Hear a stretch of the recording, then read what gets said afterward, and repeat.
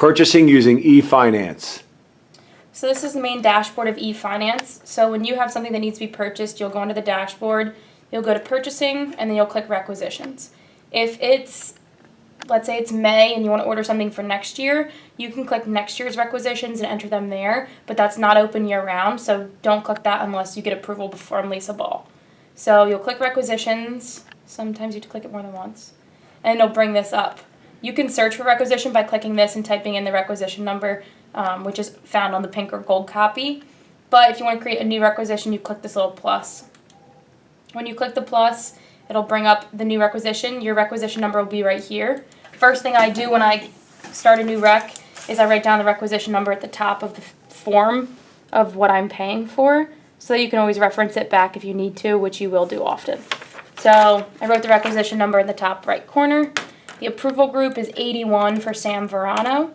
And then for vendor, if you click the little magnifying glass, it'll pull up the vendor system. You'll have to search the vendor name. Every vendor has a different name, and some of them are unique. So for example, Rydell is the company we work with, but they are purchased by All American Sports. So actually they're in the system as All American. So sometimes you have to work around with it.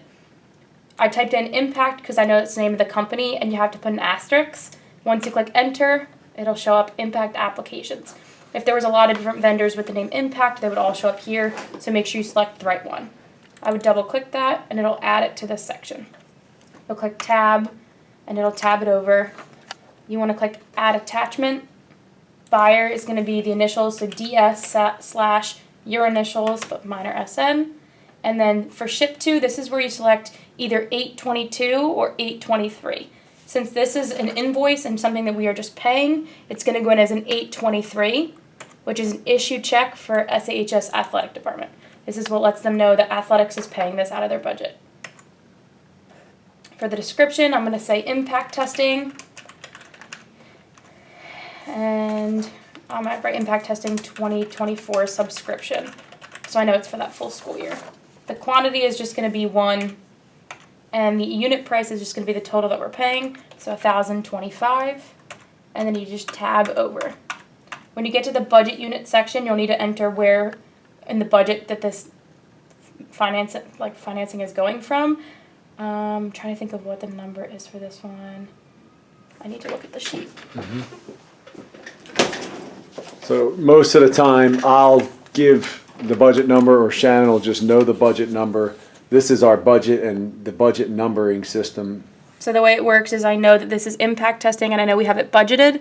So impact says it right here for $1,000. So it actually falls under this budget line for educational software. So it's going to be 650 is the account number, and then this is the budget unit code.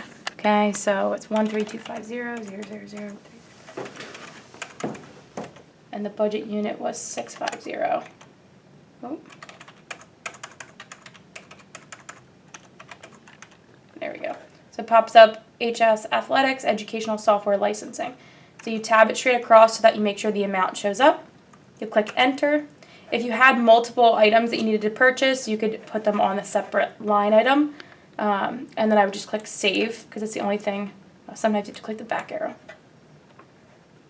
And then I click save again. And because I selected the add attachment checkbox earlier, it's going to prompt me for that checkbox. I'm going to upload. And I'm going to upload a copy of this invoice that I received into this. So I have to find it. I know it's actually on the desktop. So it's right here. I'm going to add that, and I'm just going to type invoice. Doesn't really matter what you type there. I usually just type invoice. This is what district office will pull when they're going to pay it. So you click the blue check. And I guess it added it. And click the back arrow, and it's gone. So now that's been purchased, and then the process is it's going to go over to district office. Sam's going to approve it. It's going to go to district office, and then from there they'll either issue the pink, like they will in this case, or the pink and gold. And what is the majority of things that you do, like tournaments, equipment, as far as using this system? What do you mean? Majority of purchases that you make. Like what items do I purchase? Yeah. Everything. Yeah, everything.